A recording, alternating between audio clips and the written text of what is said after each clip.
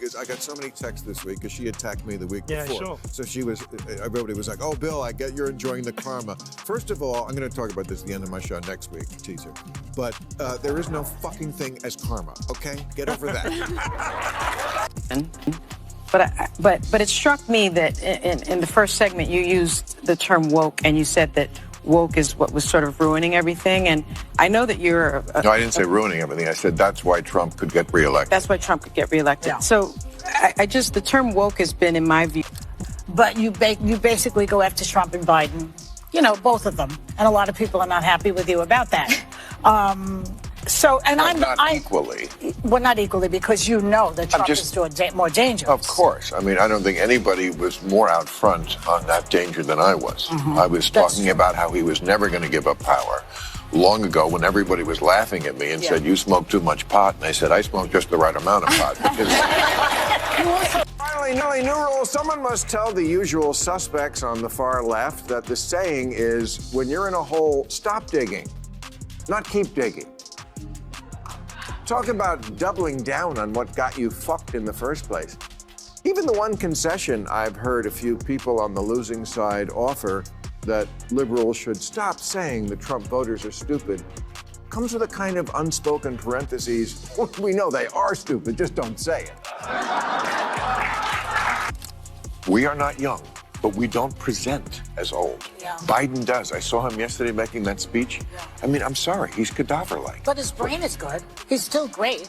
The renowned go-between who perplexed everyone once more destroyed the vista and called out Sonny Holon and Whoopi Goldberg by name. Bill Maher attacked the Wokies on his most recent episode, pointing out that they never seem to learn from their mistakes. The pattern is usually the same: loud fury, no reflection, rinse, repeat, and believe me, he didn't hold anything back this time. But it struck me that in the first segment you used the term woke, and you said that woke is what was sort of ruining everything. And I know that you're... No, I didn't say ruining everything. I said that's why Trump could get reelected. That's why Trump could get reelected. Yeah. So the term woke has been, in my view, co-opted by the right and weaponized and bastardized. And so I was surprised to hear you use the term, because historically, as you know, because I think you're quite brilliant, that woke is a word used by the black community to note that we must be aware of social injustices. But words and so migrate. why is that a bad thing? It's not a bad thing, and originally that was absolutely a great thing. Alert to injustice, who's not for that? But words do migrate. Now, I'll use any term you want. Okay. Because maybe that is a word that's triggering, and so let's not use that word. I don't know, want to call it the super far left? But don't tell me the left had... Maybe the super far right. Well, he's talking about the left. Well, then okay, but we talked about that. I mean, I think we agree about the danger of the super far right, and I can't say it enough. I think they're the bigger threat. But don't tell me that the left hasn't changed. Mm-hmm. I mean, I'm old enough to remember when it was the conservatives who hated the Jews. Yeah. Okay. That was a joke. But, Too dark. Well, maybe it is. The most absurd thing is that they totally forgot it was a joke. People were warned not to laugh at something obviously designed to be hilarious for the first time in history. That only serves to highlight how disconnected they are from basic sense. It is no longer there. Completely lost.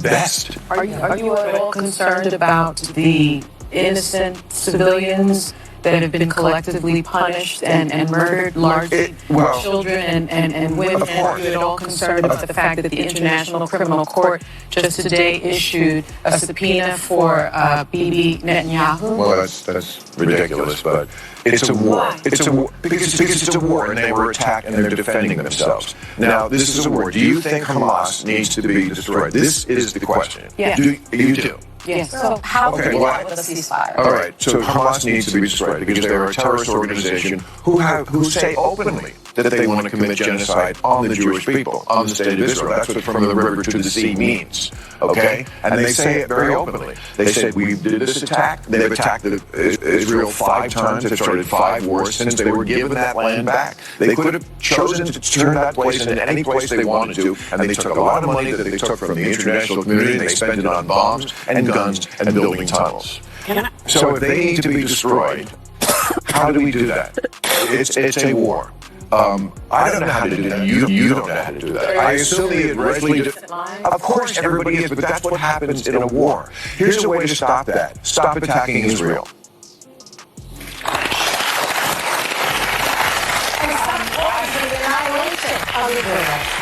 And all the Jews, they're calling for the annihilation of the Jews. And this was the biggest hush I've ever heard. In front of millions of people, Bill completely destroyed them. The fact that none of the panelists could respond with a single word added to the humor. They were paralyzed because, let's face it, what can you say when the reality hits so hard? The wokies turn their backs on the same people they purport they stand for and back themselves into a corner, backing the opposing side. But you basically go after Trump and Biden, you know, both of them. And a lot of people are not happy with you about that. I'm not equally.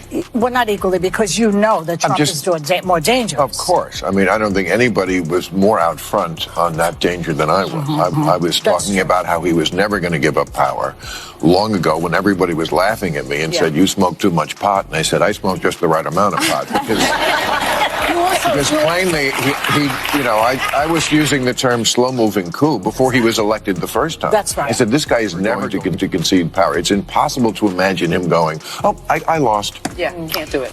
That's just not in his nature. So, but I'm nervous about saying anything against Biden because I feel, not that I have so much power, and you have some more than I do, obviously, but... Oh, I don't know about that. Are you afraid you might influence people who are on the fence? I think you lose all credibility. I do. I mean, my bond with my audience has always been I don't pull a punch. Yeah. My bond with my audience is you're not going to like everything I say, but you know I'm saying what I really think is true.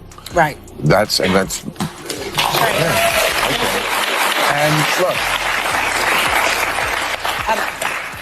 Biden just presents as old. It's not really fair. No. Because he's almost the same age. Trump is almost the same age as him. I know. But Trump doesn't present that way. You look at somebody right away, you can kind of just sum them up. I mean, we are not young, but we don't present as old. Yeah. Biden does. I saw him yesterday making that speech. Yeah. I mean, I'm sorry, he's cadaver-like. But his brain is good. He's still great. Well, here's what I said. Like, when I came back after the strike in September, I said, he should get out. Because he's just lost the faith of people. It's not fair. He's actually done a pretty good job. Yeah. But I said, he's going to be Ruth Bader Biden. That's the term I used. Ruth Bader Ginsburg. She stayed too long at the fair. Yeah. I remember Obama had her over to the White House, like in 2013, to hint, hey, spend more time with the grandkids. That would not be a good idea, Ruth. And she didn't take the hint, and she was not in good health, and she stayed too long, and she ruined her legacy and got the Supreme Court now to be... Joy Bahar's statement that Joe Biden is doing well made it abundantly evident that they had never even comprehended what Bill was saying.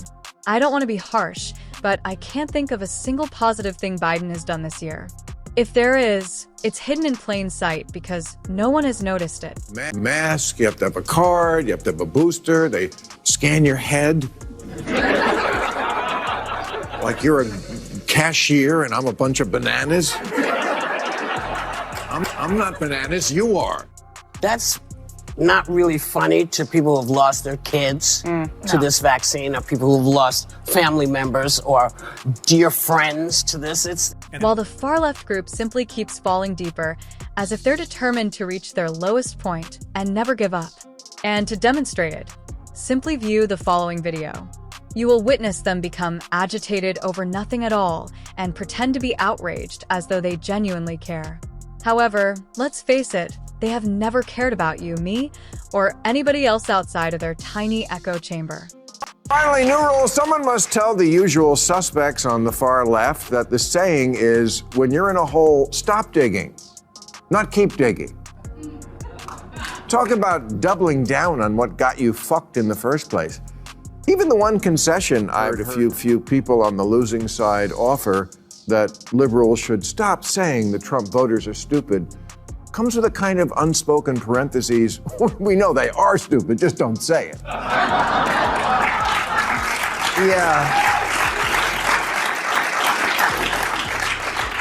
Yeah, I got bad news for you. They don't have a monopoly on stupid. You wear Queers for Palestine t-shirts. and masks 2 years after the pandemic ended. And you can't define woman, I mean, person who menstruates. You're the teachers' union education party, and you've turned schools and colleges into a joke. You just lost a crazy contest to an actual crazy person. And I can say that speaking the silent portion aloud has become popular lately, and the communist media is the best at it. They no longer even attempt to conceal it. It's all in the open, and individuals like Bill Maher coming up to ruthlessly expose them, demonstrating to the world how far the left has truly descended. It's become like a royal family that, because of so much incest, has unfortunately had children who are retarded. And the same thing can happen to ideas if they are also conceived in an atmosphere of intellectual incest. Maybe take the clothespins off your noses and actually converse with the other half of the country. Stop screaming at people to get with the program and instead make a program worth getting with. The left has never once paused to consider the possibility that they could be mistaken. In particular, the view they constantly pretend that they are the only ones moving in the correct direction. However, wait until you hear how Bill Maher took them apart by stating what no one else dared to say. Texted me things like, well, you know, you can't fix stupid. Sorry, that doesn't work with me. Yeah, you're stupid because you're not thinking about the bigger picture. You're not thinking about maybe we did something wrong. Maybe we're not perfect. You know, it's like a relationship. You got dumped. America dumped you, and they're all like, you don't know what you had. No, it's yes, worse. they do. They know what they had, and what they're saying is, we know what we had, and you're a mess.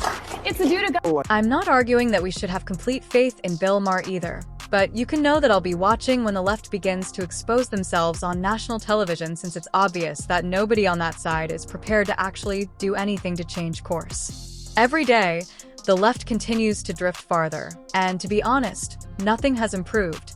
The weight of their own stupidity is beginning to destroy even their own mainstream media. And PBS testified before Congress this week amid accusations of liberal bias. Should the government continue to send taxpayer dollars to public broadcasters? Well, a little background here. I mean, they've been after them the Republicans have wanted to get rid of PBS for as long as I can remember. This crowd will probably do it. I mean, I also read my namesake, Catherine Maher, was head of NPR, and, you know, she said, we're completely unbiased. Give me a break, lady. They're crazy far left. So, I mean, I think we're past the age, really, where the government, first of all, why do we need to subsidize? Why can't we have outlets like this? And we're so polarized. These outlets became popular at a time when Republicans and Democrats didn't hate each other and weren't at each other's throats and didn't think each other was an existential threat. In that world, you can't have places like this, I think, anymore. They have to be private. By stating things like, if you can't survive without federal dollars, maybe it's time to change your business model and make content people actually want to watch. They were the ones who were yelling about government funding cuts. The irony is that their own media outlets are now more affected by that statement than anybody else.